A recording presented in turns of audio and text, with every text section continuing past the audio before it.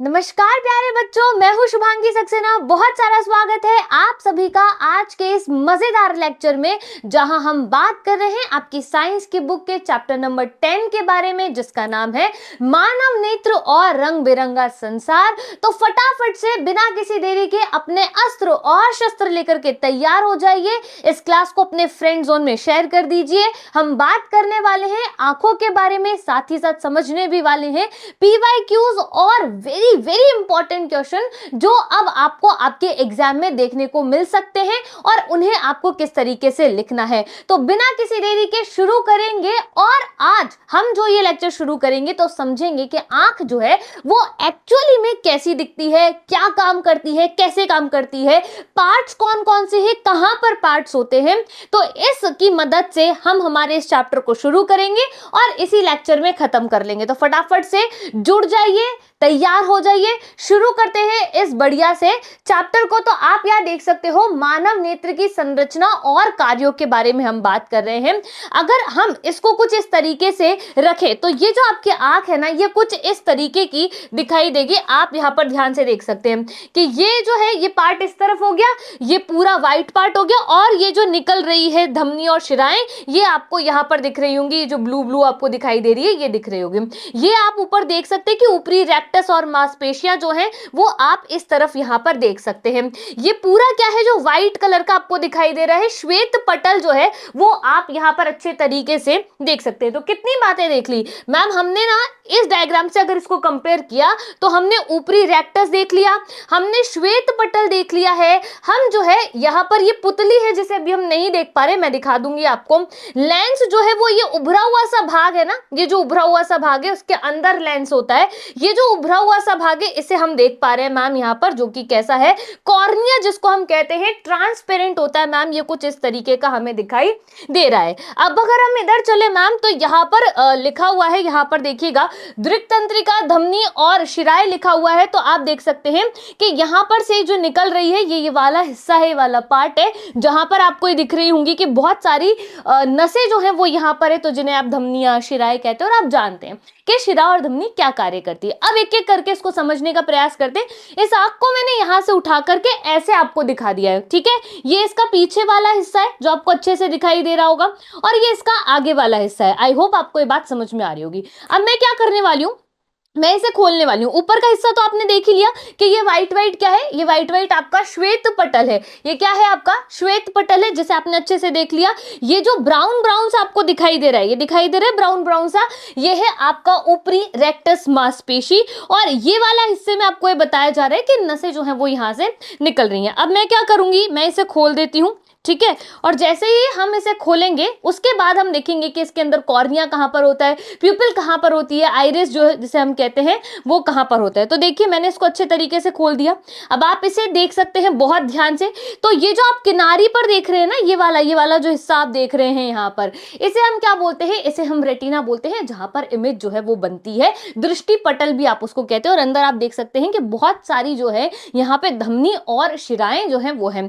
यहाँ पर आप जो ब्लैक पार्ट देख रहे हैं, ये ब्लैक पार्ट कौन सा है, ये ब्लैक पार्ट वो टिश्यूज हैं, वो सेल्स हैं जो आपकी जो लेंस होता है उसको अच्छे तरीके से पकड़ के रखने का प्रयास करती हैं। तो देखिएगा यहाँ पर ये जो आपको दिखाई दे रहा है, ये जो आप देख सकते हैं, ये देखिए ब्राउन सा आपको दिखाई दे रहा होगा पूरे में, ठीक है। ये देख सकते हैं आप यहाँ पर कि ये क्या है, निचली रेक्टस मांसपेशिया जिसको हम बोलते हैं। अब मैंने अगर इसको हटा दिया, ये मैंने हटाया, तो आप ये देख सकते हैं कुछ इस तरीके का है, जिसे आप क्या बोलते हो, आप इसको बोलते हो कॉर्निया। ये ऐसा दिख रहा था, देखो बिल्कुल, ठीक है। तो इसको आप क्या बोलोगे, कॉर्निया बोलोगे। ट्रांसपेरेंट से ये आपको दिखता है। उसके बाद यहाँ पर ये आ गया, ठीक है। ये कौन है मैम, ये इसके अंदर होता है, ठीक है। ये कौन है मैम, ये इसके अंदर होता है। और ये जो पोर्शन आप देख रहे हो जहां पर कलर होता है, जिसको हम आइरिस बोलते हैं, तो जब बहुत तेज लाइट आती है सिकुड़ जाती है ना, ताकि कम प्रकाश जाए अंदर, और जब कम लाइट होती है तो ये फैल जाती है ताकि ज्यादा प्रकाश जाए हमारी आंख के अंदर, और ये कुछ आपको किस तरीके से दिखाई देगी, इस तरीके से ये दिखाई देती है। अब बात करते हैं लेंस के बारे में। तो हमारी आंख में कुछ इस तरीके के लेंसेज बने हुए होते हैं, लेंस होते हैं जिन्हें हम उत्तल लेंस कहते हैं। तो आंख के अंदर कौन सा लेंस होता है, उत्तल लेंस होता है। याद रह जाएगी बात, चलो बहुत बढ़िया, ठीक है। ये कुछ इस तरीके की आपके आई बॉल होती है, इस तरीके की, और अगर इसको भी मैं हटा दूं तो अंदर से ये स्ट्रक्चर कुछ इस तरीके की दिखाई देगी। ये हो गई आपकी पूरी आंख जो मैंने आपको दिखाई है कि आंख में किस किस तरीके से कहां पर कौन सा पार्ट होता है। अब चूंकि एग्जाम के अंदर ये डायग्राम बनाना आएगा, एग्जाम के अंदर पार्ट्स लिखने आएंगे और उनके काम लिखने आएंगे, तो चलो उन्हें आराम से डिस्कस कर लेते हैं, समझ लेते हैं। क्लियर हो गई बात, यहां शुरू करते हैं। तो देखो यहाँ पर बहुत ध्यान से चीजों को आप समझना कि यहाँ पर कौन सी क्या चीज दी हुई है। परितारिका, जिसको आप आइरिस बोलते हो, फिर ये लेंस, उत्तल लेंस होता है, मैंने आपको बता दिया। कॉर्निया होता है, काचाप द्रव्य होता है, कोरॉइड होता है, फिर आपके पास होता है निचली रेक्टस मांसपेशी, जो कि मैंने आपको दिखाई। अब एक एक करके इनके कार्यों के बारे में बात करते हैं। सबसे पहले बात करेंगे श्वेत पटल के बारे में, जो मैंने आपको दिखाया था व्हाइट कलर का जो होता है, उसकी बात हम यहाँ पर कर रहे हैं। ये नेत्र का बाहरी हिस्सा होता है जो नेत्र की रक्षा करता है, कठोर है, अपारदर्शी है और सफेद रंग का होता है। तो कठोर दिखाया था, अपारदर्शी दिखाया था कि ट्रांसपेरेंट नहीं है। पारदर्शी का मतलब होता है कि चीज ट्रांसपेरेंट है, पर ये वाला ट्रांसपेरेंट नहीं है। और दूसरा कैसा है, व्हाइट कलर का है। कैसा है, व्हाइट कलर का है। कॉर्निया मैंने अभी आपको दिखाया था, ये नेत्र के अग्रभाग पर एक पारदर्शी झिल्ली है। ये क्या है, अग्रभाग पर एक पारदर्शी झिल्ली है। मैंने आपको ट्रांसपेरेंट ये चीज दिखाई थी, आई होप आपको याद है वो चीजें, ठीक है। चलो परितारिका या फिर आइरिस की बात करते हैं, इंपॉर्टेंट है, सिंगल भी आपसे क्वेश्चन बन सकता है। कॉर्निया के पीछे एक गहरा पेशीय डायफ्राम होता है जो पुतली के आकार को नियंत्रित करता है। क्या करता है, ये पुतली के आकार को नियंत्रित करता है। क्या बोलोगे आप उसको, परितारिका बोलोगे। तो पूछा जा सकता है कि परितारिका का क्या काम है, कॉर्निया का क्या काम है, श्वेत पटल का क्या काम है। क्लियर हो गई बात यहाँ। नेक्स्ट समझते हैं पुतली, प्यूपिल जिसको आप कहते हो। ये परितारिका में एक सूक्ष्म छिद्र की तरह होता है जो आंख में प्रवेश करने वाले प्रकाश की मात्रा को नियंत्रित करता है। मैंने आपको वो जो गोला सा दिखाया था, ब्लैंक सा दिखाया था, वो सब लोगों का ब्लैक कलर का होता है ना। कोई सोचे कि मैम किसी की आईज तो ब्लू कलर की है, किसी की light brown, dark brown, grey, इस तरीके की आंखें हैं, लेकिन ये वाला जो हिस्सा होता है सबका ब्लैक होता है। क्लियर है। नेक्स्ट बात करते हैं, आंख का जो लेंस होता है वो आपसे क्वेश्चन में पूछा जा सकता है, उत्तल लेंस होता है। कौन सा होता है, ये उत्तल लेंस होता है। ये क्या करता है, रेटिना पर अभिसरित करता है। यह एक रेशेदार जेली जैसे पदार्थ का बना हुआ होता है। नेक्स्ट, पक्षमाभी पेशियां, इन पेशियों के मध्य लेंस जो है वो आपका स्थित होता है। जब मैंने आपको बोला था कि ये उसको पकड़ के रखने का कार्य करते हैं। नेक्स्ट, रेटिना आप सभी जानते हैं, जहां पर क्या होता है, प्रकाश सुग्राही कोशिकाएं अधिक संख्या में पाई जाती हैं। नेक्स्ट, जलीय द्रव्य, ये कॉर्निया और लेंस जो होता है उसके बीच में एक स्पष्ट तरल क्षेत्र है। काचाप द्रव्य, विट्रियस ह्यूमर जिसको हम कहते हैं। नेत्र लेंस और रेटिना के बीच का स्थान एक अन्य द्रव से भरा होता है जिसे काचाप द्रव्य आप कहते हैं। तो ये क्या था, ये आपके आंख के बारे में था। और अगर आपसे क्वेश्चन पूछा कि आंख जो है आप उसकी स्ट्रक्चर बनाइए और उसके प्रत्येक भाग के जो कार्य है वो आप लिखिए, तो मैंने ये क्वेश्चन आपको यहीं पे समझा दिया है। आई होप इतनी बात क्लियर हो गई होगी। अब देखिएगा, नेत्र में पाए जाने वाले कॉर्निया, जलीय द्रव्य, रेटिना व काचाप द्रव्य के मध्य प्रकाश का क्या होता है, अपवर्तन होता है। क्या होता है, अपवर्तन होता है। पॉइंट याद रखना है। रेटिना में प्रकाश सुग्राही कोशिकाओं से उत्पन्न प्रकाश विद्युत संकेतक दृक तंत्रिकाओं द्वारा मस्तिष्क तक पहुंचा दिए जाते हैं। कहां तक पहुंचा दिए जाते हैं, ये दृक तंत्रिका है, इससे द्वारा ये कहां पहुंचाएंगे, मस्तिष्क तक पहुंचा दिए जाएंगे। क्लियर है बात यहाँ। नेक्स्ट, मस्तिष्क इन संकेतों को की जो व्याख्या है वो करता है और हम क्या करते हैं, वस्तु को देख पाते हैं। रेटिना पे उल्टा जो है वो बनती है इमेज और फिर मस्तिष्क उसको सीधा पढ़ता है और हमें उसको सीधा समझ में आता है, मतलब वो सीधा हमें समझाता है। क्लियर है बात यहाँ। आगे बढ़ जाते हैं। एक मेजर कॉन्सेप्ट हमने लर्न कर लिया। दूसरा है प्रिज्म से प्रकाश का अपवर्तन किस तरीके से होता है। तो देखो, प्रिज्म पहले होता क्या है, प्रिज्म दो त्रिभुजाकार आधार और तीन आयताकार पार्श्व पृष्ठ होते हैं। याद रह जाएगी ये बात, यहां पर कुछ इस तरीके का ये होता है। प्रिज्म के दो पार्श्व फलकों के बीच के कोण को प्रिज्म कोण कहते हैं। प्रिज्म के दो पार्श्व फलकों के बीच का जो आपके पास कोण है आप उसको प्रिज्म कोण कहोगे।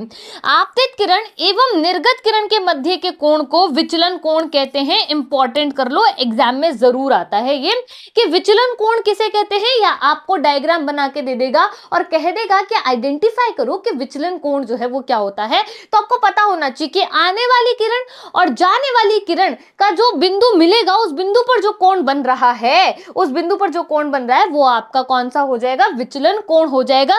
डेल से आप प्रदर्शित करते हो, याद रखना है। किससे प्रदर्शित करते हैं, डेल से इसको प्रदर्शित करते हैं। आगे चलते हैं, देखिएगा कुछ इस तरीके से ये होता है। तो ये वाली जो चीज आपको दिखाई दे रही है, ये वाली, ये देखो ये एन दिखाई दे रहा है ना, एन एन डैश की अगर मैं बात करूं तो ये क्या है, ये आपका अभिलंब है। ये कौन है, ये आपका अभिलंब है। अगर मैं इस लाइन की बात करूं जो आपको PQ लाइन दिखाई दे रही है, ये कौन है, ये आपकी आपतित किरण है। ये कौन है, ये आपकी आपतित किरण है, इसीलिए तो आई बना रही है। अभिलंब के साथ ये कितना कोण बना रही है, आई बना रही है। अब ये बाहर जा रही है तभी तो ये कोण कितना बना रही है, आर बना रही है। तो ये एन एन डैश आपका कौन है, अभिलंब है। अब इस लाइन को ना यूं जाना चाहिए था। ये माध्यम कौन सा है, ये माध्यम जो है विरल माध्यम है। ये माध्यम कौन सा है, विरल माध्यम है। प्रिज्म जो होता है वो कांच का बना हुआ होता है, और कांच कैसा माध्यम है, कांच आपका सघन माध्यम है। कैसा माध्यम है, ये आपका सघन माध्यम है। अब जब ये सघन माध्यम में आई है तो इसको यू जाना चाहिए था, पर ये अभिलंब के पास आ जाएगी। सघन माध्यम में जो आपकी प्रकाश किरण है, जो आपकी आपतित किरण है, वो अभिलंब से कैसी हो जाएगी, पास में आ जाएगी। तो देखो ये डैश डैश वाली लाइन ये बता रही है कि इसको जाना यूं चाहिए था, इसको जाना यूं चाहिए था, पर इसने क्या किया, ये अभिलंब की तरफ झुक गई है। सघन माध्यम में ये अभिलंब की तरफ झुक गई है, ठीक है। अब देखो ये यू जा रही है, अब इसको यू जाना था, अब इसको यू सीधा जाना था, लेकिन ये सीधा विधा नहीं गई, ये झुक गई है वापस से। ये क्यों झुक गई है, क्योंकि अब ये सघन से कहां आ गई है, विरल में आ गई है। और जब विरल में आती है तो अभिलंब से दूर हट जाती है। कहां जाती है, अभिलंब से दूर हट जाती है। ये आपके चैप्टर नंबर 9 के अंदर भी है, तो अच्छे से समझ लो इस बात को कि ये क्या हो रहा है, ये अभिलंब से क्या हो रही है, विरल में आ रही है तो दूर हट रही है, सघन में जा रही है तो पास जा रही है। क्लियर है लॉजिक यहां। अब देखो कि क्या हो रहा है, यहां पर ये इसके साथ आई कोण बना रहा है, ये आर बना रहा है। उसी तरीके से यहां पर भी कोण जो है वो बनेंगे। तो देखो इसने ये बनाया, लेकिन देखो जब ये आपकी आपतित वाली है, ये आपकी निर्गत है। ये कौन है, निर्गत किरण है, ये जा रही है बाहर। आपतित किरण कुछ इस तरीके से यहां पर जानी चाहिए थी, निर्गत किरण कुछ इस तरीके से यहां पर जानी चाहिए थी। तो यहां वाला जो कोण बन रहा है, यहां वाला जो कोण बन रहा है, ये आपका विचलन कोण है। ये कौन सा कोण है, विचलन कोण है। और इस कोण का नाम क्या लिखा है, यहां पर डी लिखा है। क्या लिखा है, यहां पर डी लिखा है। आई होप बात समझ में आ गई होगी कि ये कौन सा कोण है, ये आपका विचलन कोण है। एग्जाम में पक्के से पूछा गया था ये क्वेश्चन, आपको पता होना चाहिए। आपतित किरण और निर्गत किरण के जो मध्य बिंदु है, जो बीच का बिंदु है, जहां वो मिलती हुई प्रतीत हो रही है, जहां वो मिल रही है, वहां जो कोण बन रहा है वो विचलन कोण है। याद रह जाएगी बात, बोलो याद रहेगी कि नहीं रहेगी, इसीलिए समझाया ये। क्लियर है लॉजिक, यहां पर लॉजिक क्लियर है। अब आप ये जानते हो कि कौन सी आपतित किरण है, कौन सी निर्गत किरण है। अभिलंब के पास जाएगी तो क्या होगा, और अभिलंब से दूर जाएगी तो क्या होगा, कौन से माध्यम में ऐसा काम होगा। तो याद रखना है, विरल में क्या होता है, दूर दूर होते हैं। विरल में क्या होता है कि कण जो है वो दूर दूर है, पर सघन में कण कैसे, पास पास। ऐसे याद रखो, विरल में दूर दूर है तो अभिलंब से खुद भी दूर हट जाएगी। सघन में पास पास है ना, तो सघन में क्या होगा, पास में आ जाएगी। क्या होगा बेटा, पास में आ जाएगी। याद रह जाएगी बात, क्लियर है। आगे चले, ठीक है, चलिए आगे चलते हैं। नेक्स्ट कॉन्सेप्ट को समझने का प्रयास करते हैं कि कांच के प्रिज्म द्वारा श्वेत प्रकाश का विक्षेपण जो है वो किस तरीके से होता है। सूर्य का श्वेत प्रकाश, आपसे पूछा जा सकता है कि सूर्य का जो प्रकाश होता है वो कौन सा प्रकाश होता है, तो याद रखना है श्वेत प्रकाश होता है। 7 रंग जब मिलते हैं ना तो श्वेत प्रकाश बनता है। 7 रंग कौन से, विबग्योर वाले, ठीक है। जब प्रिज्म से होकर के गुजरता है तो प्रिज्म श्वेत प्रकाश को 7 रंगों में, 7 पट्टियों में विभक्त कर देता है। श्वेत प्रकाश के अंदर 7 कलर है, जब ये मिले तो श्वेत प्रकाश बना। अब ये जब प्रिज्म से निकलेगा, जब ये प्रिज्म से निकलेगा, ठीक है, तो ये क्या कर देगा, 7 कलर्स में डिवाइड हो जाएगा, जिसे आप विबग्योर कहते हो। इंद्रधनुष के जो 7 रंग है वो यही रंग है। प्रकाश के अवयवी वर्णों में विभाजित होना वर्ण विक्षेपण कहलाता है। प्रकाश के अवयवी वर्णों में विभाजित होना क्या कहलाएगा, वर्ण विक्षेपण कहलाएगा। क्या कहलाएगा, वर्ण विक्षेपण कहलाएगा। याद रह जाएगी। आगे बढ़ जाऊं, चलिए कुछ इस तरीके का डायग्राम जो है वो आप यहां पर देखते हैं, ठीक है। अब देखो, न्यूनतम तरंग दैर्घ्य, अधिकतम तरंग दैर्घ्य की बात यहां पर की जा रही है। तो जो बैंगनी है वो सबसे ऊपर है और जो रेड कलर है वो सबसे नीचे है, ठीक है। अब ये क्या होगा, सबसे कम झुकेगा प्यारे बच्चों, और ये सबसे ज्यादा झुकेगा। ये क्वेश्चन भी एग्जाम में आपसे पूछ लिया गया है। कैसे पूछ लिया है, तो हम जब प्रैक्टिस करेंगे क्वेश्चंस की, आपको वहां पर ये क्वेश्चन दिखाई देगा। अब आ गए हैं हम क्वेश्चन नंबर 1 पर।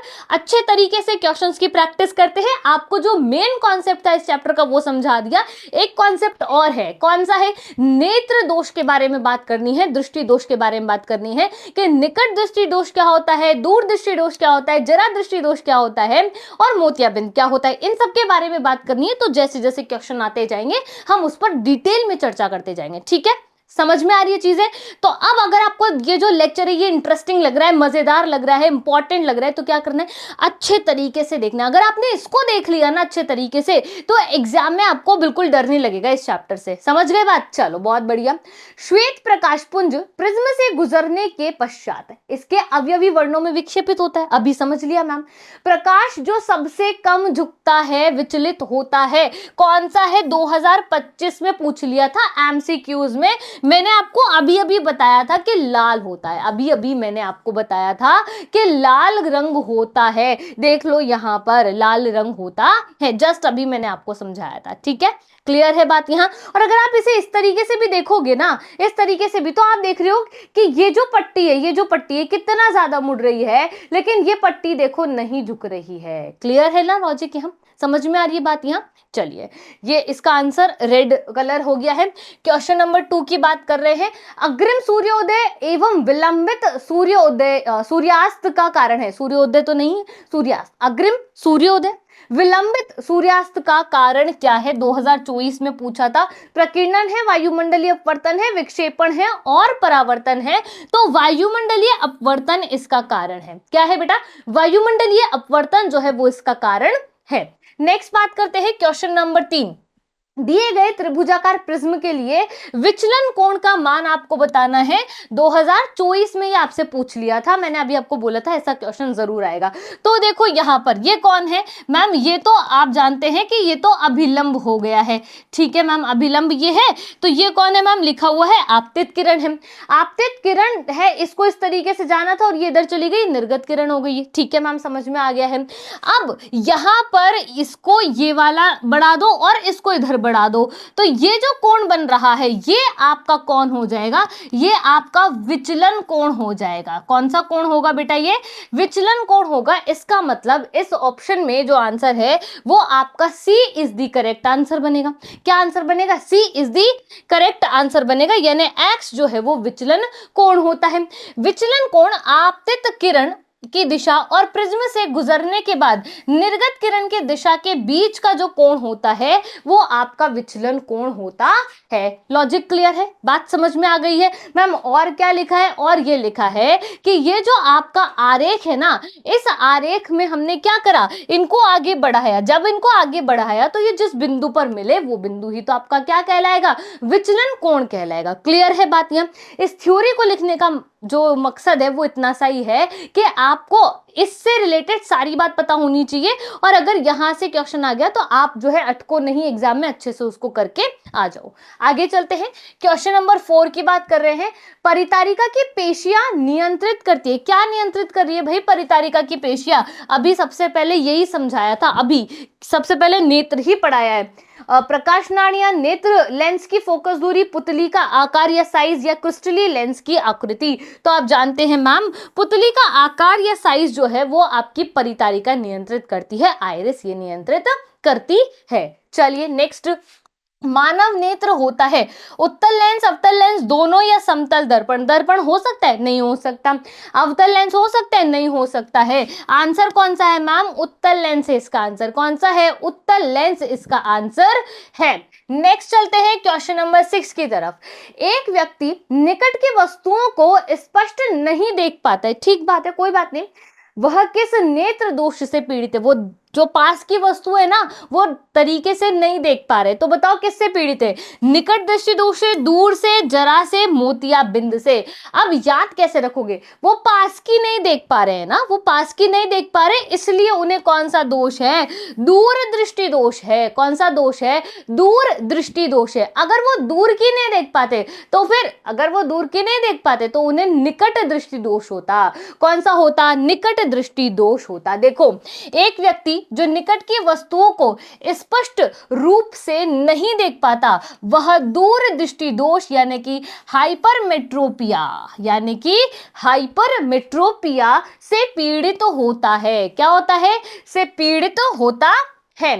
इस स्थिति में दूर की वस्तुएं स्पष्ट दिखाई देती हैं, लेकिन पास की वस्तुएं धुंधली दिखाई देती हैं। यह आमतौर पे तब होता है जब आंख की पुतली बहुत छोटी हो, या फिर आंख का लेंस जो है वो प्रकाश को रेटिना पर केंद्रित करने की बजाय उसके पीछे केंद्रित कर रहा हो। कहां केंद्रित कर रहा हो? उसके पीछे केंद्रित कर रहा हो। तो कौन सा दोष हो जाएगा? मान लो रेटिना यहां पर है, मान लो रेटिना यहां पर है, ठीक है। अब यहां केंद्रित करना था, लेकिन इसके पीछे कुछ इस जगह पर केंद्रित कर रहा है। अगर ऐसा कर रहा है तो वो आपको कौन से दोष में आएगा? वो आपको दूर दृष्टि दोष में आएगा। कौन सा दोष हो जाएगा? दूर दृष्टि दोष जो है वो यहां पर हो जाएगा। क्लियर है? हाइपरमेट्रोपिया जिसे कहते हैं। मैंने आपको बोला था, मैं बता दूंगी आपको कि दूर दृष्टि दोष और निकट दृष्टि दोष कैसे याद रखने हैं। पास की नहीं दिख रही ना, तो उल्टा कर दो, दूर दृष्टि दोष हो जाएगा। और अगर दूर की नहीं दिख रही तो उल्टा कर दो, पास मतलब निकट दृष्टि दोष हो जाएगा। ठीक है, चले आगे। चलिए आगे चलते हैं। क्वेश्चन नंबर 7 की बात कर रहे हैं। निकट दृष्टि दोष के निवारण में प्रयुक्त लेंस है। निकट दृष्टि दोष का जब आप निवारण कर रहे हो तो कौन सा लेंस जो है वो आप यहां पर प्रयोग करोगे? अवतलोत्तल लेंस नहीं करेंगे, समतल लेंस नहीं करेंगे। अब वेरी इंपॉर्टेंट है कि मैम अवतल लेंस करेंगे या फिर उत्तल लेंस करेंगे। अभी हमने समझा मैम कि निकट दृष्टि दोष जब हो रहा है, कौन सा दोष हो रहा है आपको? निकट दृष्टि दोष। ये कौन सा है आपका? दूर दृष्टि दोष है। यहां प्रश्न में निकट दृष्टि दोष आपसे पूछा गया है। तो निकट दृष्टि दोष जब आपको हो रहा है तो इसका मतलब आपको क्या नहीं हो रहा? दूर की वस्तुएं आपको साफ नहीं दिख रही है। अब दूर की वस्तुओं को देखने के लिए हमको कौन सा लेंस लगाना पड़ेगा? अवतल लेंस लगाना पड़ेगा। कौन सा लेंस लगाना पड़ेगा प्यारे बच्चों? हमें यहां पर अवतल लेंस का प्रयोग करना पड़ेगा। क्लियर है बात? यहां निकट दृष्टि दोष मायोपिया। कौन सा है? मायोपिया में दूर की वस्तुएं स्पष्ट रूप से दिखाई नहीं देती। निकट है ना, इसलिए दूर की नहीं दिखेगी, क्योंकि प्रकाश रेटिना के सामने केंद्रित हो जाता है, रेटिना पर नहीं होता। देखो रेटिना, मान लो कि मैंने बोला कि बेटा जी ये रेटिना है, अगर रेटिना के यहां पर केंद्रित हो रहा है तो आपको कौन सा दोष हो जाएगा? रेटिना के अगर पीछे बन रहा है तो आपको दूर वाला दोष हो जाएगा, दूर दृष्टि दोष होगा। अगर रेटिना के सामने बन रहा है, पहले बन रहा है, तो कैसा हो जाएगा? निकट बन रहा है, तो निकट दृष्टि दोष यहां पर होगा। कैसा होगा? निकट दृष्टि दोष जो है वो यहां पर हो जाएगा। ठीक है, क्लियर हो गई बात? यहां पर इसी से रखा है इसका नाम कि रेटिना से दूर बन रहा है तो दूर दृष्टि दोष हो जाएगा, रेटिना के पहले बन रहा है, निकट बन रहा है तो निकट दृष्टि दोष हो जाएगा। जो प्रकाश किरणों को फैलाता है जिससे फोकस बिंदु रेटिना पर स्थानांतरित हो जाता है और दूर की वस्तुएं स्पष्ट दिखाई देती हैं। उत्तल लेंस का उपयोग दूर दृष्टि दोष यानी कि हाइपरमेट्रोपिया को ठीक करने के लिए किया जाता है। यानी हाइपरमेट्रोपिया में उत्तल लेंस का उपयोग किया जाएगा, लेकिन अगर हमारे पास कौन है, हमारे पास मायोपिया है, निकट दृष्टि दोष है, तो फिर हमको अवतल लेंस लगाना पड़ेगा। क्लियर हो गया? बहुत सारे कॉन्सेप्ट और बहुत सारे क्वेश्चंस आप यहां से बना सकते हो, यहां से निकाल सकते हो। इतनी बात समझ में आ गई? आगे बढ़ जाऊं। चलिए आगे चलते हैं, नंबर 8 पर बात करते हैं। मानव नेत्र अभिनेत्र लेंस की फोकस दूरी को समायोजित करके विभिन्न दूरियों पर रखी वस्तुओं को फोकसित कर सकता है। ऐसा हो पाने का क्या कारण है? तो ऐसा हो पाने का कारण है बेटा समंजन, अकोमोडेशन, समंजन। समंजन, है ना, कि हमारा जो आंख है ये आंख में इतना बढ़िया समंजन है कि हम 1 मिनट में दूर की वस्तु देख सकते हैं, 1 मिनट में पास की वस्तु भी हम देख सकते हैं। इतना अच्छा इसका समंजन होता है और जब ये नहीं हो पाता तो हमें वस्तुएं दिखाई नहीं देती हैं। नेक्स्ट बात करते हैं 9 नंबर पर। सामान्य दृष्टि के लिए स्पष्ट देखने की अल्पतम जो दूरी होती है वो कौन सी होती है? अल्पतम जो दूरी है भाई, इतनी दूरी पर आपको रखना है, तो वो होती है 25 सेंटीमीटर। कितनी होगी?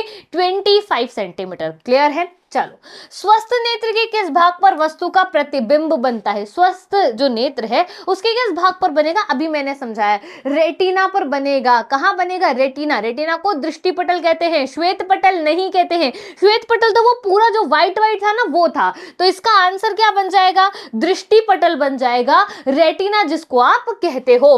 नेक्स्ट है क्वेश्चन नंबर 11। अब आपको लग रहा होगा कि मैम हम बहुत तेज स्पीड में चल रहे हैं। स्पीड में इसलिए चल रहे हैं ताकि आपको फटाफट रिवाइज हो, आपका ज्यादा टाइम खराब नहीं हो, आपको क्वेश्चंस पता चल जाए, आंसर्स पता चल जाए, कॉन्सेप्ट्स पता चल जाए और आपको यह पता चल जाए कि कैसे क्वेश्चन बनता है। और बाकी तो टाइम अपने को बचाना है क्योंकि एग्जाम बहुत पास आ चुका है। अभिनेत्र लेंस की फोकस दूरी परिवर्तित की जाती है। अभिनेत्र लेंस की जो फोकस दूरी है वो किसके द्वारा परिवर्तित की जाएगी?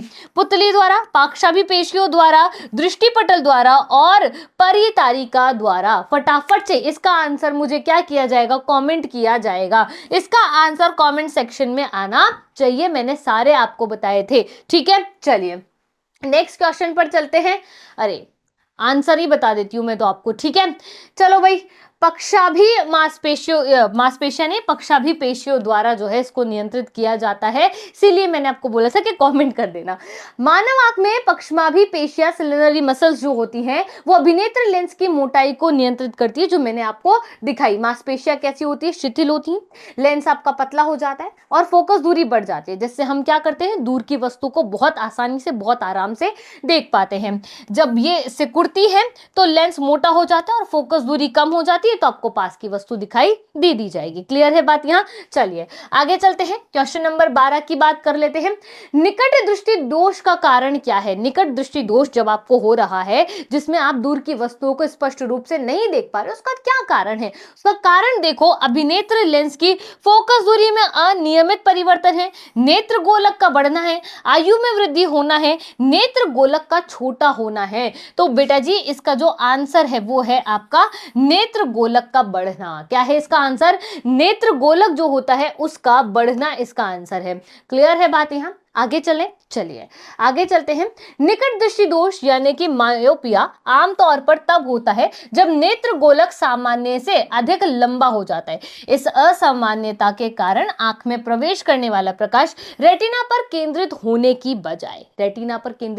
बजाय उसके सामने केंद्रित होता है, जिसके परिणाम स्वरूप दूर की वस्तु कैसी हो जाती है? धुंधली हो जाती है। कैसी हो जाती है? धुंधली हो जाती है। क्लियर हो गई बात? यह एक्सप्लेनेशन लिखने का मतलब है कि आप मेरे साथ बार बार बोलोगे ना, और जितनी बार आप बोलोगे उतनी बार आपको याद हो जाएगा। ठीक है, चलिए आगे चलते हैं, क्वेश्चन नंबर 13 की बात कर रहे हैं। मानव के एक नेत्र का क्षैतिज दृष्टि क्षेत्र लगभग कितना होता है? तो वो 150 होता है। कितना होता है? 150 होता है ना। और दोनों का कितना हो जाएगा? दोनों का आपका 180 के आसपास हो जाएगा ना। 180 होता है, 180 के आसपास नहीं, 180 होता है। ठीक है, चलिए आगे चलते हैं, 14 नंबर के क्वेश्चन की बात करते हैं। यदि मानव नेत्र भिन्न भिन्न स्थितियों में स्थित बिंबों का सुस्पष्ट प्रतिबिंब बनाने में सक्षम है, तो इसका कारण क्या है? समंजन क्षमता। क्या कारण है इसका? समंजन क्षमता इसका कारण है। क्लियर है बात? यहाँ कमेंट सेक्शन में बताइएगा कि समंजन क्षमता क्या होती है। ठीक है, क्लियर है? मुझे कॉमेंट कर देना कि ये क्या होती है। ठीक है जी, चलिए क्वेश्चन नंबर 15। रेटिना पर किसी वस्तु का प्रतिबिंब बनता है। रेटिना पर कैसा बनता है? उल्टा एवं वास्तविक, सीधा एवं वास्तविक, उल्टा आभासी, सीधा आभासी। तो ये उल्टा बनता है पर वास्तविक बनता है, उल्टा बनता है पर वास्तविक बनता है। क्लियर है? आगे चलते हैं, नेक्स्ट क्वेश्चन पर चलते हैं, which is your question number 16।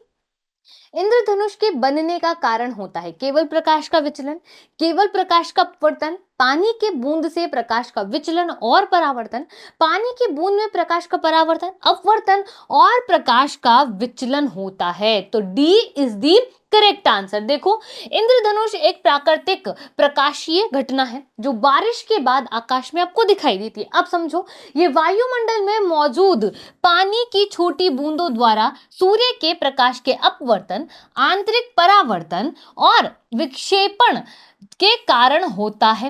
पानी की बूंदें छोटे प्रिज्म की तरह काम करती हैं। सूर्य का प्रकाश जब इन बूंदों में प्रवेश करता है तो वो अपवर्तित होता है, अपने घटक में क्या होता है, यानी रंगों में क्या हो जाता है, वो विक्षेपण में विभाजित हो जाता है। तो कितनी चीजें यहाँ पर आपने देख ली हैं प्यारे बच्चों। यहाँ पर जो 3 चीजें होती हैं वो आपने अच्छे तरीके से देख ली है। क्लियर है बात? यहाँ आगे चलिए फिर देखिए, फिर यह प्रकाश बूंद के भीतर में आंतरिक रूप से परावर्तित होता है। अंत में जब प्रकाश बूंद से बाहर निकलता है तो वह फिर अपवर्तित होता है, जिससे विभिन्न रंग पर्यवेक्षक की आंख तक पहुंचते हैं, यानी देखने वाले की आंख तक पहुंचते हैं। ये सभी प्रक्रियाएं मिलकर के एक साथ होती हैं, जिसके कारण इंद्रधनुष एक स्पेक्ट्रम के रूप में होता है जिसमें बहुत सारे कलर्स हमको दिखाई देते हैं। पूरी बात समझ में आ गई? अब इंद्रधनुष से लेकर के कहीं भी कोई भी क्वेश्चन आए तो सारे आंसर आपको पता है। चलें आगे, चलिए क्वेश्चन नंबर 7, आकाश के नीले रंग का क्या कारण होता है? प्रकाश का परावर्तन, प्रकाश का अपवर्तन, प्रकाश का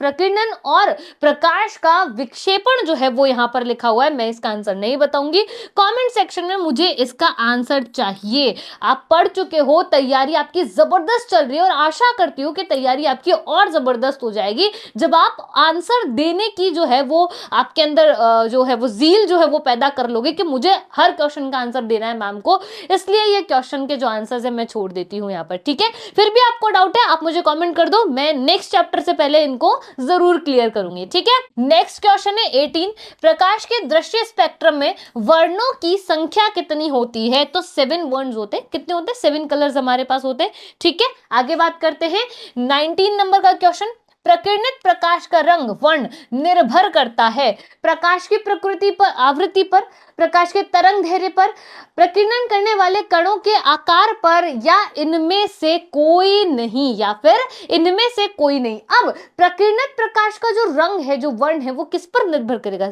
फटाफट सोचो। प्रकाश की आवृत्ति पर निर्भर करेगा? नहीं करेगा। प्रकाश के तरंग दैर्घ्य पर निर्भर करेगा? क्या कह रहे हैं? प्रकीर्णित प्रकाश निर्भर करेगा? नहीं, प्रकीर्णन करने वाले कणों के आकार पर निर्भर करेगा। क्लियर है लॉजिक? यहां आगे चलूं, चलिए। प्रकीर्णित प्रकाश का रंग प्रकीर्णन करने वाले कणों के जो आकार है उन पर यह निर्भर करता है। बहुत सूक्ष्म कण हैं जिनका आकार प्रकाश की तरंगदैर्घ्य से बहुत छोटा होता है, मुख्य रूप से नीले प्रकाश को प्रकीर्णित करते हैं। आकार के कण लंबी तरंगदैर्घ्य वाले, जैसे कि रेड कलर जो है वो प्रकाश को प्रकीर्णित करते हैं। यदि कणों का आकार बहुत अधिक है तो ये क्या करेंगे? प्रकीर्णित प्रकाश श्वेत प्रतीत होगा। कैसा प्रतीत होगा? श्वेत प्रतीत होगा। क्लियर है बात यहां? चलिए, बहुत बढ़िया। क्वेश्चन नंबर 20 पर हम चल रहे हैं। वास्तविक सूर्यास्त एवं आभासी सूर्यास्त के मध्य समयांतर होता है लगभग 2 मिनट का, लगभग 2 मिनट का। आगे चलते हैं 21, जब प्रकाश प्रिज्म में से होकर गुजरता है तब सबसे अधिक जिसका विचलन होता है वो कौन सा होता है? वो होता है आपका बैंगनी। लाल रंग का विचलन सबसे कम होता है। क्या होता है? सबसे कम होता है, याद रखने वाली बात है। ठीक है, आगे बात करते हैं। जब प्रकाश एक प्रिज्म से होकर गुजरता है तो वो अपने घटक के रंगों में विभाजित हो जाता है, जिसे प्रकाश का विक्षेपण कहा जाता है। तो ये डेफिनेशन हो गई। इस विक्षेपण के दौरान प्रत्येक रंग अलग अलग कोणों पर क्या होते हैं? विक्षेपित होते हैं, पक्की बात है। प्रकाश रंगों का विचलन उनकी तरंग दैर्घ्य वेवलेंथ पर निर्भर करता है। ये अंडरलाइन कर लेना भाई कि आपको पता होना चाहिए कि ये जो विचलन हो रहा है वो वेवलेंथ पर डिपेंड कर रहा है। जिस रंग की तरंग दैर्घ्य जितनी कम होगी, तरंग दैर्घ्य जितनी कम है, तरंग दैर्घ्य मैं यहां पर लिख रही हूं, तरंग दैर्घ्य जितनी कम होगी, ठीक है, कम का साइन बना देती हूँ, ये बना दिया, उसका विचलन उतना ही अधिक होगा। उल्टा है, विचलन कैसा होगा? ज्यादा हो जाएगा। विचलन कैसा होगा? ज्यादा होगा। यानी रेड वाले की तरंग दैर्घ्य बहुत ज्यादा है, इसलिए उसका विचलन जो है वो बहुत कम है। याद रह जाएगी बात यहाँ, यही चीजें यहाँ पर लिखी हुई है। क्लियर है? इस लॉजिक को आप याद रख लो। इस लॉजिक को क्या करना है? आपको याद रखना है। आगे बात करते हैं, फिल इन द ब्लैंक्स पर हम आ गए। एमसीक्यू रिलेटेड जितने बन सकते थे ना वो हमने बना लिया, और जरूर आएगा एमसीक्यू यहां से, ठीक है। दृष्टि दोष निवारण में लेंस का उपयोग किया जाता है। दृष्टि दोष का जब निवारण आप कर रहे हो, कौन सी दृष्टि है ये, दीर्घ दृष्टि दोष है बेटा। दीर्घ दृष्टि दोष में आप जब कर रहे हो, 2024 में ये पूछा था, तो यहां पर उत्तल लेंस आएगा। कौन सा लेंस आएगा, उत्तल लेंस यहां पर आएगा, ठीक है। क्लियर है बात यहां, चलिए आगे चलते हैं। दीर्घ दृष्टि दोष जिसे दूर दृष्टि दोष या हाइपरमेट्रोपिया क्या कहा जाता है बेटा, उसको हाइपर मेट्रोपिया, ठीक है, मेट्रोपिया उसे कहा जाता है। में व्यक्ति को पास की वस्तुएं स्पष्ट रूप से दिखाई नहीं देती। मैंने आपको याद कराया था कि अगर दूर दृष्टि दोष है ना तो पास की नहीं दिखेगी, अगर निकट दृष्टि दोष है तो दूर की नहीं दिखेगी, ठीक है, क्योंकि प्रकाश रेटिना के पीछे केंद्रित होता है। इसे दोष को जब आप दूर करते हो तो उत्तल लेंस जो है उसका प्रयोग यहां पर करते हो। उत्तल लेंस अभिसारी यानी कन्वर्जिंग होता है, जो प्रकाश की किरणों को रेटिना पर ठीक तरीके से बनाने का प्रयास करता है या व्यवस्थित कर देता है। अगर यहां पर निकट दृष्टि दोष होता तो अवतल लेंस आता। कौन सा आता, अवतल लेंस यहां पर आता। स्वस्थ नेत्र के लिए लेंस दूर दृष्टि बिंदु स्थित होता है अनंत पर। कहां होता है बेटा जी, अनंत पर होता है। कहां होता है, अनंत पर ये होता है। नेक्स्ट चलते हैं, सूर्य का प्रकाश कैसा होता है मैम, श्वेत होता है। कैसा होता है, श्वेत होता है। और अगर हम इसे प्रिज्म में से निकालेंगे तो हमें मैजिकली 7 कलर्स जो है वो यहां पर दिखाई देंगे। ओके जी। 4 नंबर, कोलाइजी कणों द्वारा प्रकाश के प्रकीर्णन की जो घटना है आप उसको कौन सा प्रभाव कहते हो, आप उसको कहते हो टिंडल इफेक्ट। कौन सा कहते हो, टिंडल प्रभाव आप उसको कहते हो। क्लियर है, चलिए बहुत बढ़िया। आगे चलते हैं, अंतरिक्ष का रंग काला होता है क्योंकि वहां की घटना प्रेक्षित नहीं होती है। क्या नहीं होती है, वहां पर क्या नहीं हो पा रहा है, कौन सी घटना नहीं हो पा रही है, अंतरिक्ष का रंग काला है, ठीक है मैम काला होता है। क्यों क्यों होता है वो आपसे पूछा गया है, और आप क्या करेंगे, इसका आंसर नहीं है, इसका आंसर नहीं है, और आप मुझे इसे जरूर बताएंगे, अभी कमेंट कर दो, ठीक है, क्योंकि आगे आने वाले जो क्वेश्चन है उसमें इसका आंसर जरूर आएगा, ठीक है। चले आगे, चलिए। सूर्योदय एवं सूर्यास्त के समय पूर्व का रंग कैसा होता है, कैसा होता है, रेड होता है, क्योंकि उसका विचलन कैसा हो जाता है, कम हो जाता है। रेड होता है क्योंकि विचलन कैसा होता है, कम होता है। पता है क्वेश्चंस क्यों छोड़ देती हूँ, क्वेश्चंस इसलिए छोड़ देती हूँ ताकि आपका ध्यान बना रहे कि ये क्वेश्चन का आंसर मुझे मैम के बताने से पहले बताना है। उससे पता है क्या होगा, उससे आपका कॉन्फिडेंस बढ़ेगा, और जब कॉन्फिडेंस बढ़ता है ना तो गलत करता हुआ क्वेश्चन भी बच्चा जो है वो सही करके आता है। आप ट्राई करके देख लो ना, आप ट्राई करके देख लो, उस क्वेश्चन का आंसर मैं आपको बताने वाली हूँ, ठीक है। उससे पहले कोशिश करो कि उस क्वेश्चन का आंसर आप मुझे कहीं से भी, आप चाहे बुक से खोल के दे दो, चाहे मुझे आपके नोट से खोल के दे दो, चाहे आप अपने फ्रेंड से पूछ के दे दो, गूगल करके दे दो, कहीं से भी उसका आंसर दे दो। फिर ये आंसर आप भूलोगे नहीं, फिर ये जो क्वेश्चन है ना, ये आंसर जो है वो भूलोगे नहीं, एग्जाम में आएगा तो आप करके आओगे, ठीक है। चलें आगे, चलिए। सूर्योदय एवं सूर्यास्त के समय सूर्य का रंग कैसा होता है, रेड कलर का होता है, क्योंकि इस रंग का विचलन कैसा होता है, सबसे कम होता है। लॉजिक मैंने आपको समझा दिया। सूर्योदय और सूर्यास्त के समय सूर्य क्षितिज पर होता है, इसलिए प्रकाश को वायुमंडल में अधिक दूरी क्या करनी पड़ती है, तय करनी पड़ती है। नीले रंग जैसे कम तरंग धैर्य वाले प्रकाश का प्रकीर्णन मींस विचलन अधिक होता है, जबकि लाल रंग का जिसकी तरंग धैर्य ज्यादा है, विचलन कैसा हो जाएगा, कम यहां पर होगा। ये बात हम बहुत सारी बार रिपीट कर चुके हैं, समझ गए बात यहां। चलिए आगे चलते हैं, वेरी शॉर्ट क्वेश्चंस पर बात करते हैं। निकट दृष्टि दोष से आप क्या समझते हैं, अब तो आप समझते हैं कि अब आप नहीं समझते हैं। देखो क्वेश्चन रिपीट हो रहा है, मैंने आपको बोला था कि आंख में आपको बता देती हूँ, प्रिज्म में आपको बता देती हूँ। एक क्वेश्चन है निकट दृष्टि दोष, दूर दृष्टि दोष, जरा दृष्टि दोष, मोतियाबिंद, ये हम साथ के साथ डिस्कस करते चलेंगे। इसलिए मैंने वहां नहीं बताया क्योंकि मल्टीपल टाइम्स हम इसको डिस्कस कर रहे हैं। निकट दृष्टि दोष है ना, क्या समझ में आता है निकट दृष्टि दोष से? कि हमें दूर की वस्तु साफ नहीं दिखाई देगी, दूर की वस्तु जो है वो हमें धुंधली दिखाई देगी। क्यों ऐसा होगा? क्यों ऐसा होगा? क्योंकि आप इसे मायोपिया कहते हो, क्योंकि दूर की वस्तुएं आपको धुंधली दिखाई देती हैं। ऐसा क्यों होता है, ध्यान से समझना। ऐसा इसलिए होता है क्योंकि वस्तुएं आने वाली प्रकाश किरण रेटिना पर क्या होता है कि भाई सीधे केंद्रित नहीं होती, वो दूर केंद्रित होती है, दूर केंद्रित हो रही है, इसलिए आप दूर दृष्टि दोष कहते हो। अब इसको पढ़ो। निकट दृष्टि दोष मायोपिया एक दृष्टि संबंधी समस्या है, ठीक है मैम, जिसमें पास की वस्तुएं स्पष्ट नहीं दिखाई देती, क्लियर है मैम।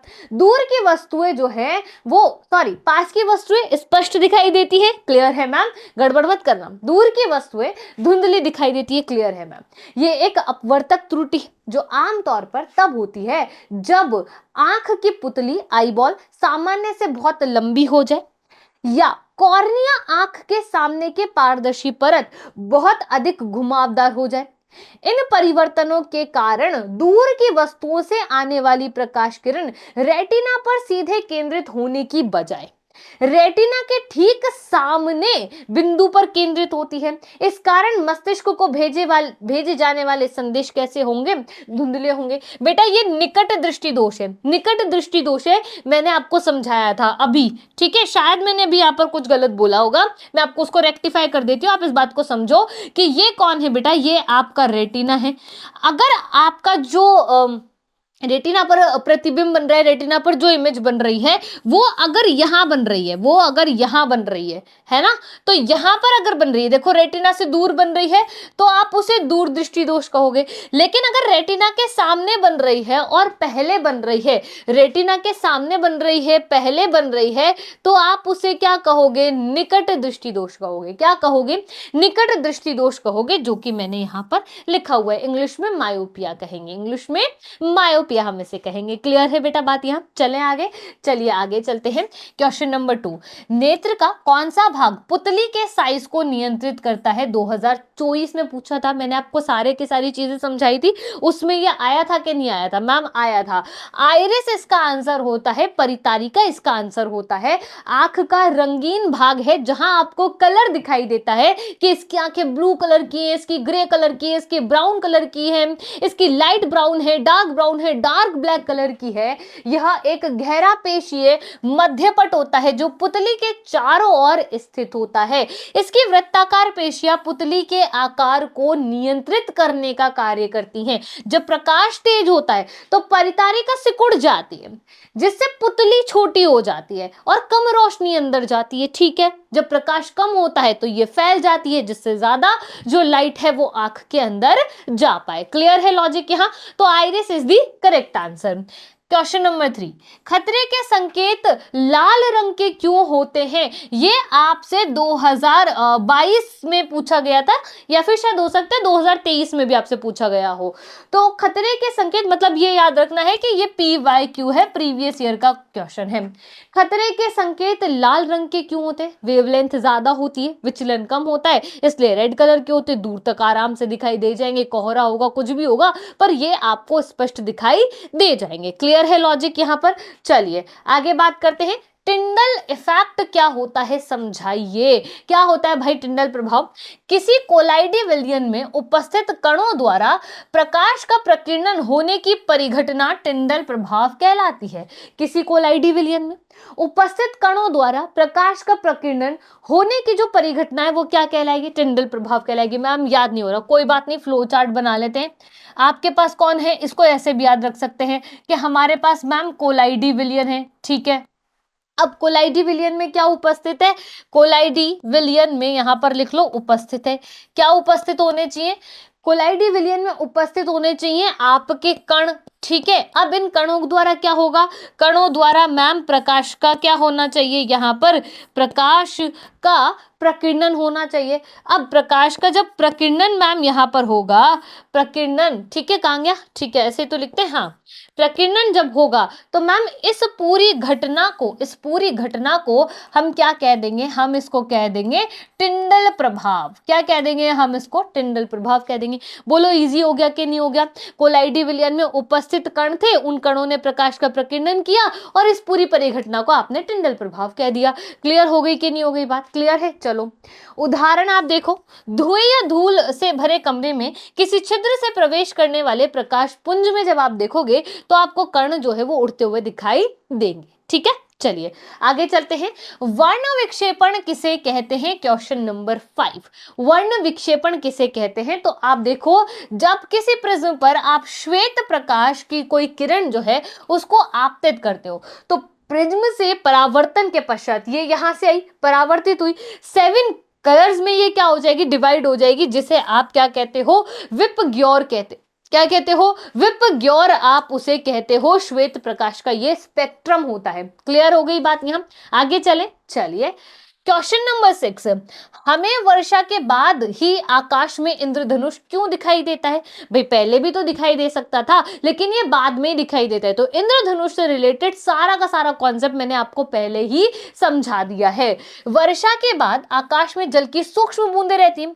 जल की ये बूंदें प्रिज्म के जैसा काम करती है, फिर इस पर सूरज का प्रकाश आता है। जब इस पर सूरज का प्रकाश आपतित होता है तो ये बूंदें अपवर्तित होकर के क्या करती है? विक्षेपित करती हैं और हमें सूरज के विपरीत ही इसका जो इंद्रधनुष है वो दिखाई यहां पर देता है। पूरी की पूरी थ्योरी जो है वो रिवाइज हो गई है। क्लियर है लॉजिक? यहां आगे बढ़े, चलिए आगे चलते हैं। विचलन कोण क्या है? भाई विचलन कोण क्या है? बहुत बार समझा दिया। यहां से किरण आनी थी, ठीक है, थोड़ी नीचे से आनी थी भाई, है ना? हाँ जी मैम, थोड़ी नीचे से ये किरण यहाँ पर आनी थी। ठीक है, मान लीजिए कि यहाँ से आनी थी और ये यूं गई और फिर ये यूं चली गई। ये यहाँ से जब आनी थी तो ये कैसे जानी थी भाई? मैम ये तो यूं जानी थी और इसको यूं करके हमने मिला दिया। इस बिंदु पर जो कोण बनता है ये आपका विचलन कोण होता है। ये कौन सा कोण होता है? विचलन कोण होता है, जिसे आप डेल कहते हो। आपतित किरण और निर्गत किरण का जो बिंदु है जहां पर वो मिलती है या जहां पर वो मिलती हुई प्रतीत होती है या उन्हें बढ़ा दो तो आपको मिलती हुई दिखेगी, उसे आप क्या कहते हो? विचलन कोण कहते हो। ये रहा वो वाला डायग्राम और ये रही उसकी डेफिनेशन। क्लियर है बात? यहां आगे बढ़ जाऊं, चलिए आगे चलते हैं। नेक्स्ट बात करते हैं, IOL का पूरा नाम क्या है? IOL जो है वो क्या होता है प्यारे बच्चों? ध्यान से समझ लेना, ये क्वेश्चन आ सकता है, फुल फॉर्म वाला क्वेश्चन नहीं है। तो क्या होता है इसका पूरा नाम? इंट्राओक्यूलर लेंस जो है वो इसका पूरा नाम होता है। ये कृत्रिम लेंस है जिसे कैटरेक्ट यानी कि मोतियाबिंद की सर्जरी के दौरान आंख के प्राकृतिक लेंस के स्थान पर लगाया जाता है। आंख में नेचुरली हमारे लेंस होता है, उसके स्थान पर हम इसको लगा देंगे और उस लेंस का नाम क्या होता है? IOL उसका नाम होता है। क्लियर है लॉजिक? यहां आगे बात करते हैं। आपके पास जो है क्वेश्चन शॉर्ट आ चुके हैं। अब देखो क्या है, स्वच्छ आकाश का रंग नीला क्यों होता है? स्वच्छ आकाश का रंग नीला क्यों होता है? 2025 में आया था। वायुमंडल में धूल तथा जल के असंख्य कण उपलब्ध हैं। ठीक है मैम, क्या बड़ी बात है, ये तो पता था हमें। जो नीले रंग के प्रकाश का प्रकीर्णन करते हैं, क्योंकि इस रंग का तरंग दैर्घ्य सबसे कम होता है, अतः आकाश का रंग नीला दिखाई देता है। वहां पर प्रकीर्णन नहीं होता है, इसलिए काला दिखाई देता है। कहां पर नहीं होता है? कहां पर? अंतरिक्ष में नहीं होता है, इसलिए काला दिखाई देता है। याद रह गई बात? याद आ गया आंसर? समझ में आ गई चीजें? चलो बहुत बढ़िया। नेत्र की समंजन क्षमता से क्या अभिप्राय है? मैम ये तो आपने पूछ लिया था, ये तो आपने क्वेश्चन पूछा था, तो आंसर भी बता रही हूं भाई। अभिनेत्र लेंस की वह क्षमता जिसके कारण वह अपनी फोकस दूरी को समायोजित करता है, समंजन क्षमता कहलाता है। क्लियर हो गई बात? यहां हर क्वेश्चन जो आपसे पूछा है उसका आंसर इसी सेशन में दिया है, अगर आपने सेशन को ठीक तरीके से समझा और पढ़ा है। ठीक है, चलिए बहुत बढ़िया। क्वेश्चन नंबर 3, अग्रिम सूर्योदय और विलंबित सूर्योदय को समझाइए। तो क्वेश्चन आया था ना कि 2 मिनट का डिफरेंस होता है, क्षैतिज पे हमें दिखाई देता है, यहां पर पूछ लिया, वहां समझाई चुकी थी, यहां पर इस क्वेश्चन को रिपीट कर दिया। इस तरीके का अगर आप डायग्राम बनाकर क्या होगे तो आपको क्या होंगे? ज्यादा मार्क मिलेंगे। वायुमंडलीय अपवर्तन के कारण सूर्य हमें वास्तविक सूर्योदय से 2 मिनट पहले ही दिख जाता है, यानी यहां पर होता है लेकिन हमें यहीं पर पहले ही दिख जाता है। 2 मिनट बाद वो हमें दिखना चाहिए, पर वो वायुमंडलीय अपवर्तन के कारण पहले ही दिख जाता है, तथा वास्तविक सूर्यास्त से 2 मिनट पश्चात तक हमें दिखाई देता है। तो टोटल पूरे दिन में 4 मिनट की वृद्धि इस तरीके से हो जाती है। ठीक है, मान लो ये पृथ्वी है, ठीक है, और यहां से हमको देखना था, अब इसका अपवर्तन के चक्कर में ये हमको यहां से दिख रहा है। अब जब दिख रहा है ना, तो ये 2 मिनट पहले ही हमको दिखने लग गया है, ठीक है। और ऐसा ही तब होगा जब ये अस्त होने का समय होगा। जब ये अस्त होने का समय होगा तब भी ये हमें 2 मिनट बाद तक जो है वो दिखाई देता रहेगा। किसके कारण? वायुमंडलीय अपवर्तन के कारण, ठीक है। क्लियर है बात यहाँ? अरे आपने वो अपवर्तन का कॉन्सेप्ट नहीं पढ़ा क्या, कि क्या होता है कि जो आपका मान लो पेंसिल है, ठीक है, उसे आपने एक गिलास में डाला, उसमें पानी आपने रख दिया, पेंसिल आपको उठी हुई या मुड़ी हुई दिखाई देती है। कॉइन आपने डाला है तो कॉइन आपको उठा हुआ दिखाई देता है। तो वो कुछ इस तरीके की तो घटना है कि यहाँ पर दिखना था, यहां पर दिखना था और इस समय के बाद दिखना था, लेकिन अपवर्तन के कारण ये पहले ही दिख गया। और ये अपवर्तन कौन सा है? वायुमंडलीय अपवर्तन है। कौन सा अपवर्तन है? बोलो मेरे साथ, वायुमंडलीय अपवर्तन है। क्लियर है बात यहां? चलिए नेक्स्ट क्वेश्चन नंबर 4 की बात हम कर रहे हैं। जब हम नेत्र से किसी वस्तु की दूरी बढ़ा देते हैं तो नेत्र में प्रतिबिंब दूरी का क्या होता है? सोचो फटाफट कि नेत्र से किसी वस्तु की दूरी आपने बढ़ा दी, दूरी बढ़ा दी है, तो नेत्र में प्रतिबिंब दूरी का क्या होगा? तो प्यारे बच्चों, मानव नेत्र में वस्तु की दूरी बढ़ाने पर प्रतिबिंब दूरी पर कोई प्रभाव नहीं पड़ता है। क्या नहीं होता? कोई प्रभाव नहीं पड़ता है, वह स्थिर रहती है। मैम ऐसा क्यों होता है? समझो।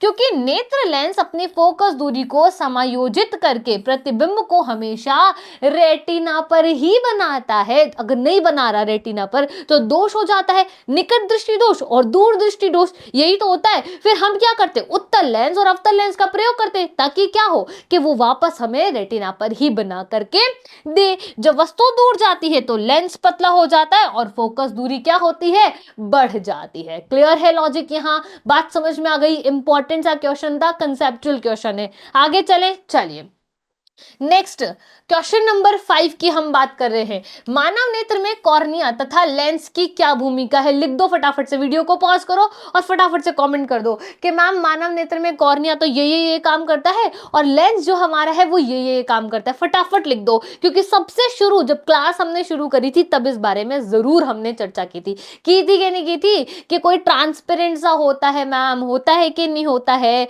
कौन सा होता है बेटा जी? वो देखो, कॉर्निया नेत्र के अग्रभाग पर पारदर्शी ट्रांसपेरेंट झिल्ली होती है।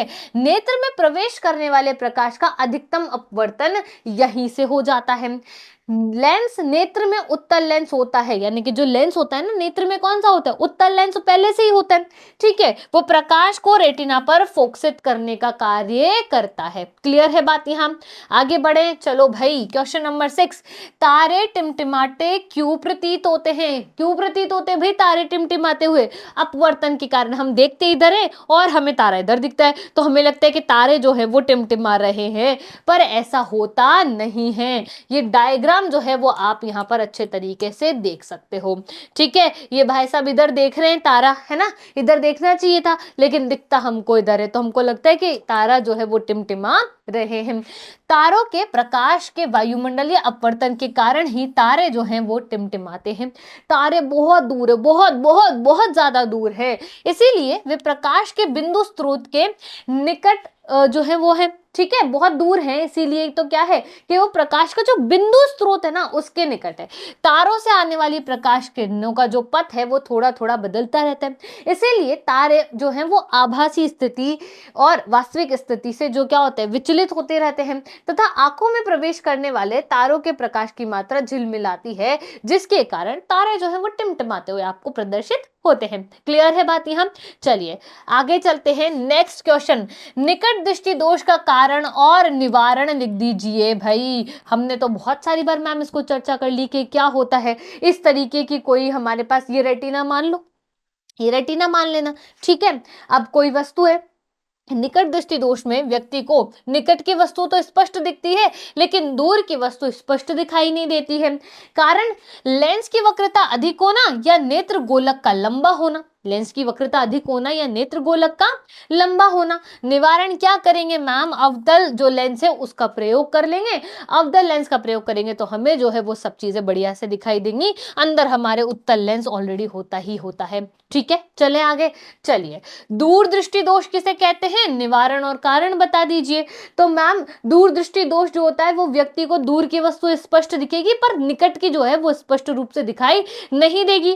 क्या कारण है? नेत्र गोलक छोटे छोटा होएगा और लेंस की फोकस दूरी जो है वो अधिक हो जाएगी, तो रेटिना तो भाई साहब यहीं रह गया, ये पिक्चर जो है ये यहाँ पर सेट हो रही है, ठीक है, यानी इमेज जो है वो पीछे ये बना रहे हैं। उसके बाद क्या होगा, आपको क्या करना पड़ेगा मैम, उत्तल लेंस का प्रयोग करना पड़ेगा, जिसकी वजह से जो प्रतिबिंब पीछे बन रहा था, जो इमेज पीछे बन रही थी, वो मैम रेटिना पर वापस आकर के बन जाएगी। क्लियर है बात? यह आगे बढ़ू नेक्स्ट क्वेश्चन पर। चलो, हमारी दो आंख क्यों होती है जबकि हम एक आंख से भी देख सकते हैं? ये तो बढ़िया बात है, बढ़िया क्वेश्चन है मैम, क्यों होती है भैया आपकी दो आंखें? आप एक आंख से भी तो देखो, ऐसे बंद करो और देखो तो आपको सब दिखाई देगा, तो फिर दो आंखों की क्या जरूरत पड़ी? एक आंख को बीच में लगा देते, सारा काम हो जाता। लेकिन मैम हमने अभी जब एमसीक्यू पढ़े, हमने देखा कि ये जो एक आंख है ना, इसकी रेंज 150 डिग्री होती है, लेकिन दो आंखों की रेंज कितनी होती है? 180 डिग्री होती है। कितनी होती है? 180 डिग्री। तो देखो, गहराई की अनुभूति और त्रिविम दृष्टि, दो आंख होने का मुख्य कारण गहराई की अनुभूति है, यानी पहला कारण गहराई की अनुभूति है और दूसरा कारण है त्रिविम दृष्टि है। अब यहां पर समझो, प्रत्येक आंख मस्तिष्क को थोड़ा अलग कोण से क्या करती है, एक जो छवि है वो भेजती है। मस्तिष्क इन दोनों छवियों में दिए गए हल्के अंतरों का उपयोग वस्तुओं के बीच की दूरी और उसकी गहराई की गणना करने के लिए करता है। यह क्षमता हमें अपने आसपास की दुनिया को 3D में देखने और वस्तुओं की स्थिति को सटीक रूप से समझने में मदद करती है। देखा दिमाग कितना खतरनाक है हमारा। दो आंखें हमें एक व्यापक दृश्य क्षेत्र भी प्रदान करती हैं, जबकि एक आंख से देखने पर यह जो क्षेत्र है ये कैसा हो जाएगा, ये क्षेत्र आपका कम हो जाएगा, ये क्षेत्र जो है ये आपका कैसा हो जाएगा, कम हो जाएगा। भाई क्लियर हो गई बात? यही तो पढ़ा मैम कि 150 डिग्री ही देख पाती है एक आंख, लेकिन अगर हम दोनों की बात करें तो वो 180 डिग्री तक देख पाती है। मस्तिष्क इंपॉर्टेंट इसलिए लगाया क्योंकि वैसे ही मस्तिष्क बहुत ज्यादा इंपॉर्टेंट है, और दूसरा मस्तिष्क देखो कितना तगड़ा काम कर लेता है, खुद से ही कैलकुलेशन कर लेता है, खुद से ही सारी चीजें ऑटोमेटिकली समझ करके आपको समझाने का प्रयास करता है, और जिसका मस्तिष्क काम नहीं करता उसे कितनी समस्याओं का सामना करना पड़ता होगा। तो प्यारे बच्चों, आपका ये जो चैप्टर है, इस चैप्टर में बहुत सारे क्वेश्चन बहुत सारी बार अलग अलग तरीके से रिपीट हुए हैं। कॉन्सेप्ट्स पूरे पूरे मैंने बार बार इसलिए लिखे हैं ताकि आप जितनी बार उन्हें पढ़ोगे आपके दिमाग में फिट बैठ जाएंगे। तो वो रिपीट करने का जो कॉन्सेप्ट है वो यही है, ताकि आप जितनी बार रिपीट करोगे उतनी बार आपको चीजें रिवाइज होंगी और उतनी बार चीजें आपको याद हो जाएंगी। अब बहुत इंपॉर्टेंट काम है, इस वीडियो लेक्चर को बहुत अच्छे से, बहुत शांति से, बहुत तसल्ली से देखो। एक बार दो बार भी अगर आपने इसको तरीके से देख लिया ना, तो आपको कुछ और देखने की जरूरत नहीं है। आप क्वेश्चन जो है एग्जाम में आने वाले हैं वो आप अच्छे से कर सकते हो। और क्या करना है, और प्लीज इस लेक्चर को अपने फ्रेंड जोन में जरूर शेयर कर दो, क्योंकि बहुत से ऐसे बच्चे होंगे जिनके पास बुक्स नहीं होंगी, जिन्होंने बुक्स उठा करके नहीं देखी होगी किसी भी कारण से, तो क्या करना चाहेंगे, वो भी तो पढ़ना चाहेंगे, उनको भी तो नंबर चाहिए ना, तो ये वीडियो उनके लिए बहुत ज्यादा हेल्प कर जाएगी। तो प्यारे बच्चों, पढ़ते रहिए, मस्त रहिए, wish you all the very best. मिलते हैं आपसे एक और नेक्स्ट चैप्टर के धमाकेदार रिवीजन के साथ, तब तक के लिए धन्यवाद।